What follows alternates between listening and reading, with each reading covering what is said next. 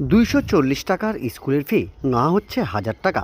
ভর্তির ফি বৃদ্ধির প্রতিবাদে অভিভাবকেরা বিক্ষোভ দেখাতে শুরু করল ফাঁসি দেওয়ার বিধাননগরের সন্তোষিনী বিদ্যাচক্র হাই স্কুলে।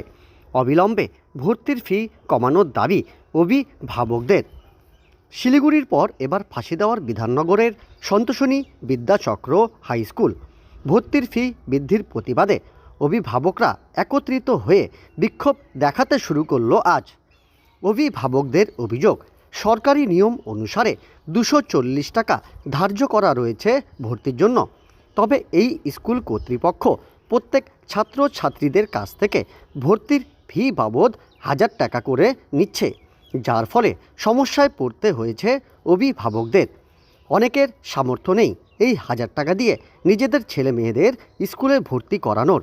তবে সরকারি স্কুলে এভাবে 1000 টাকার বিনিময়ে ভর্তি করানো সবার পক্ষে সম্ভব না।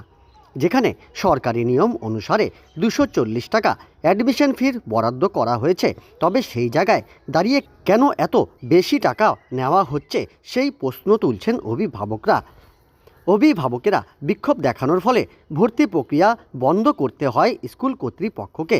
তবে এই বিষয় নিয়ে স্কুল কর্তৃপক্ষ জানান, গত নভেম্বর মাসের 19 তারিখে সমস্ত অভিভাবকদের নিয়ে একটি মিটিং করা হয়। সেখানে সমস্ত অভিভাবকদের সাক্ষাতে ডেভেলপমেন্ট ফি হিসাবে টাকা বাড়তি নেওয়ার প্রস্তাব জানানো হয় এবং প্রত্যেক অভিভাবকেরা সেখানে সম্মতি জানানোর পরেই রেজুলেশন করে এই সিদ্ধান্ত নেওয়া হয়েছে। তবে এখন অভিভাবকদের দাবি, অ্যাডমিশন ফি সরকারি নিয়ম অনুসারে 240 টাকা যেটা রয়েছে সেটাই যেন নেওয়া হোক, তাহলে প্রত্যেক অভিভাবকদের অনেকটাই সুবিধা হবে।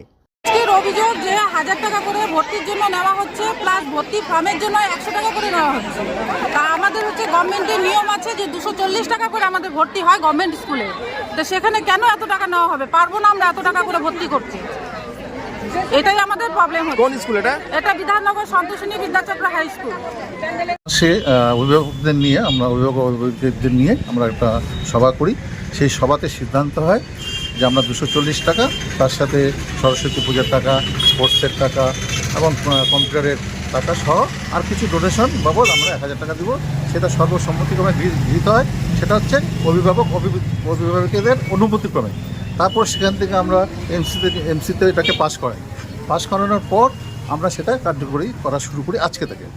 এবার যে গার্জিয়ানগুলো বা যেই অভিভাবকগুলো সেদিন আসেনি, তারা তো বিষয়টা জানেও না, তখন তারা অবজেকশন করলো যে না, আমরা এই টাকা দিব না। সাথে সাথে আমি বলেছি, ঠিক আছে, তোমাদের নিয়ে এই 2-1 দিনের মধ্যে আবার বসা হবে। তোমরা যদি সিদ্ধান্ত নাও 240 টাকা, আমরা 240 টাকায় নেব, কোনো অসুবিধা নেই। আমরা 5-6 এক্সট্রা টিচার রাখতে বাধ্য হয়েছি, টিচার নাই। নাইট গার্ড রাখতে বাধ্য হয়েছি, নাইট গার্ড নেই। একটা সুইপার রাখতে বাধ্য হয়েছি। এই টাকাগুলো তো কিছুটা ডেভেলপমেন্ট ফান্ড থেকে আমরা কালেকশন করি। তো যদি না দিতে চায় না দেবে, আমাদের কোনো অসুবিধা নেই। সরকারি নির্ধারিত মূল্যে আমরা নেব।